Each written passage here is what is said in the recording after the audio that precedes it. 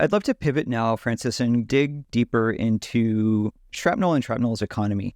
I'd love your personal assessment of what Shrapnel is trying to achieve, what you've learned from the past with constructing the economy for Shrapnel, and to be blunt, like how you hope to differentiate when we see such a near perfect fail rate of token-based gaming models, and what you've learned from that and how you think Shrapnel can innovate on that. From the way we look at it, we have multiple different prongs in the economy. From an overarching structure, the way to see the thought process is you have this thing at the top known as Shrap, and then you have multiple different subsystems that are all completely independent from each other.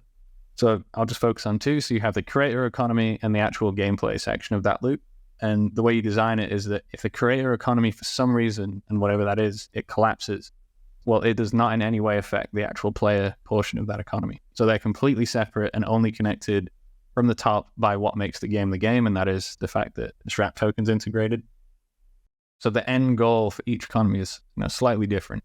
The creator economy is one where we want consistent, fresh, high-quality content to be fed to players or to collectors if they're collecting skins, for people to just have a high-quality experience, like to have the Shrapnel experience that they desire to have, whether that's to use a pink unicorn skin or whether that's to use some hardcore death metal skin from their favorite band, let's say.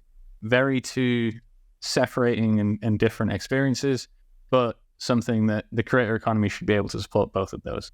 And then it is about correctly attributing the value to the people that made that possible, which is the people making it, the creators, similar to a Roblox model or how UEFN has been implemented in Fortnite, but making it slightly more controlled and constrained from the get-go so that that quality can be made at a AAA level without having to have a deep understanding of what to do. UEFN has a few problems. They've opened up the door so freely at the start that there is a learning curve to get behind, and there is also a lot of struggles with making specific content because of how broad they've made the tools. Whereas the way we necessarily look at opening that up from the economy perspective is highly constrained scenarios. So maybe it starts off editing just our maps, our content, and then over time branching that out so that if you want, you can go from this heavily curated tool to basically working in the Unreal Editor. And the reason that's connected to the economy is it's the same thought process and idea of the way we open up the economy. You start off with a very constrained environment that can be tested internally with the current player base and slowly open that up and slowly add in potential errors in design or attack vectors for people to try and manipulate. But if you just drop it all at once, which I think is what a lot of people have been doing, that's where the problems occur. The same kind of thought process happens in the gaming side, where initially, you limit player trading between each other to certain different avenues, and then we slowly add new features. Even adding new features in a peer-to-peer economy is interesting. For example, if we have a base set of, let's say, 6 weapons, and then suddenly you add a new type of weapon in. So it's not an assault rifle, it's not a submachine gun, let's say we add a light machine gun. That changes the entire economy's core structure. And what we could do is we could add 15 weapons at a time and just drop them in. And that's not really a great way to do it because there's no, as you said, good data or good examples of success.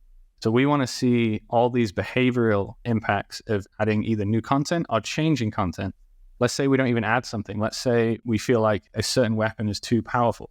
Too many people are using it, so we reduce its power level. Okay, that also reduces the price. What's the psychology behind that? How does that affect people? So I think for us, the way we go about this is taking an extremely safe approach. You can treat these as actual assets to people. They care about them. They have financial value. So one of those two vectors can easily be attacked, and you want to keep them as consistent as possible. And the only way to do that is to slowly make the changes until you understand the deep implications of everything that you're doing.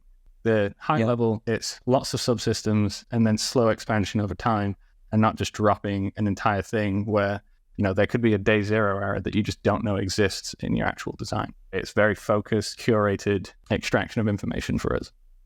As you're talking, I can't help but thinking, in the business of launching and scaling games here at Upptic, we were always talking with our partners about just the many, many failure points that can occur just for a traditional video game going to market, like what can break.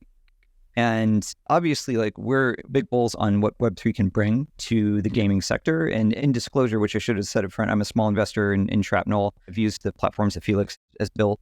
We believe in these folks, or I do personally. But everything you just described, it's this whole other layer of complexity and fail points in adding these Web3 economies to a business model that already has so many potential fail points.